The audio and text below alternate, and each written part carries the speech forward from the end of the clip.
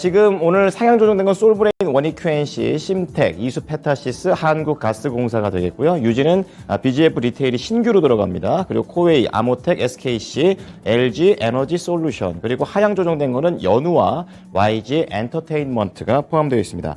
첫 번째 종목 솔브레인부터 체크해 보겠습니다. 키움증권에서 커버를 했고요. 투자 의견 유지 31만 원에서 37만 원까지 크게 상향 조정을 했습니다. 제목을 보시면 아실 겁니다. 사상 최대 실적에 대한 흐름이 지속된다라는 내용이고요. 올해 3분기 영업이익이 621억 원이 전망된다라는 그런 관점입니다. 매출액은 전년 대비 3% 증가, 그리고 영업이익이 무려 23% 증가가 되고 있는데요. 어떤 한 사업부만 잘하는 게 아니라 전 사업부의 실적이 좋아진다라는 그런 전망입니다. 반도체 쪽에서는 삼성전자하고 SK하이닉스의 신규 공장 영향을 좀 좋게 받고 있고요. 디스플레이 쪽에서는 대형 OLED 패널에 대한 가동률이 늘어난다는 점, 그리고 얇은 이 씬 글래스 휴대폰에 들어갑니다. 중저가 스마트폰의 신규 판매가 늘어나고 있다는 점에 근거를 하고요. 마지막으로 2차전지 전해액 쪽에서는 가동률과 원자재 비용이 감소한다는 점을 긍정적으로 봤습니다. 최근에 솔브레인 반등세가 나오고 있는데요. 그럼에도 불구하고 아직까지도 상당히 저렴하다라는 관점에서 접근을 하고 있습니다. 자, 두 번째 보시죠. 원익QNC가 되겠습니다. 역시 키움증권이 되겠고요. 매수 의견이 이제 약한 매수입니다. 아웃퍼폼입니다. 살짝 하향 조정이 됐고, 목표 주가가 35,000원에서 4만 원까지 상향 조정된 점이 있습니다. 제목을 보시면은 전 사업부가 순항을 하고 있다라는 내용이고요. 역시 실적에 대한 부분이 긍정적으로 작용을 하고 있습니다. 올해 매출액이 전년 대비 19%, 그리고 영업이익은 전년 대비 42%, 역시 사상 최대 실적을 계속해서 갱신한다라는 그런 내용이 되겠고요. 역시 여기에는 삼성전자의 평택 3공장이 있습니다. 증설 영향으로 인해서 이러한 성장세가 지속할 수 있다라는 그런 관점이고요. 영업이익이 굉장히 크게 늘었다라는 점이 포인트가 되겠습니다. 42% 느는 건데, 이 영업이익과 관련해서 좀 더 안쪽으로 들어가 보면 MOMQ라는 이런 사업 부분이 있습니다. 이쪽이 전년 대비 200% 이상 급증한다는 부분에 영향을 받고 있고요. 쿼츠 쪽에서는 증설 부족으로 인해서 다소 좀 주춤할 수 있다, 이렇게 얘기하고 있지만 내년 상반기부터는 큰 폭의 상승세를 보일 수 있다. 조금은 시간을 두고 보자라는 관점에서 얘기를 했습니다. 자, 다음은 심텍 보겠습니다. 오늘은 좀 반도체 많죠. IBK 투자증권인데요. 매수세 유지가 되겠고요. 7만 원에서 7만 7천 원까지 높여 잡았습니다.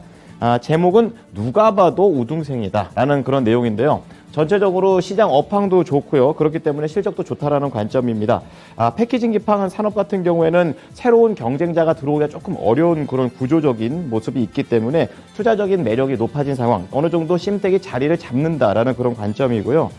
고부가 같이 FCBGA 많이 들어보셨죠? 이쪽과 관련된 투자가 전반적으로 업계에서 되고 있는 그런 상황이고, 당분간 공급 차질이 지속될 거기 때문에 긍정적으로 사측에게는 반영할 것이다 라고 밝혔습니다. 거기에 두 번째로 볼 것이 이제 2년간 쉼없이 달려온 주가 상승은 좀 부담 요인이다. 그러니까 뭐 잘못된 게 아니라 많이 올라왔기 때문에 쉴 수도 있다라는 관점에서 얘기를 하고 있는데요. 연속적으로 호실적을 달성해 줘야지 이러한 상승세도 계속 이어질 거라는 관점으로 얘기했습니다. 자, 세 번째 한국가스공사 체크를 해보겠습니다. 한국투자증권에서 얘기를 했고요. 매수 의견, 그리고 유지를 했고요. 5만 원에서 6만 원까지 높여 잡았습니다. 지금 제목을 보면은 현재 유가, 금리라면은 이제 답은 하나다. 한국가스공사가 답이라는 얘기입니다. 지금 매크로 불확실성이 커지면 커질수록 이 회사한테는 좋다라는 그런 관점인데요. 지금 적정 투자 보수가 늘어나고 있고 해외 사업, 그러니까 자원 사업 쪽에서 이익 개선이 계속 나오고 있다라는 내용입니다. 그래서 연이어서 사상 최대 실적이 달성할 수 있다라는 전망을 내고 있는데요. 이런 실적 개선이 아무래도 미수금 증가에 따른 이자 비용 부담이라든지 환율 상승에 대한 영향을 충분히 커버할 수 있다라고 얘기를 했습니다. 그리고 새 정부에서도 에너지 사업에 대한 대책을 계속 내고 있기 때문에 이 부분도 좋다라고 밝혔습니다. 자, 그리고 마지막으로 연우 좀 체크를 해 보겠습니다. 화장품 뚜껑, 화장품 그 병 만드는 그런 회사죠. 제목을 보시게 되면 예상 대비 길어지는 전방 수요의 부진.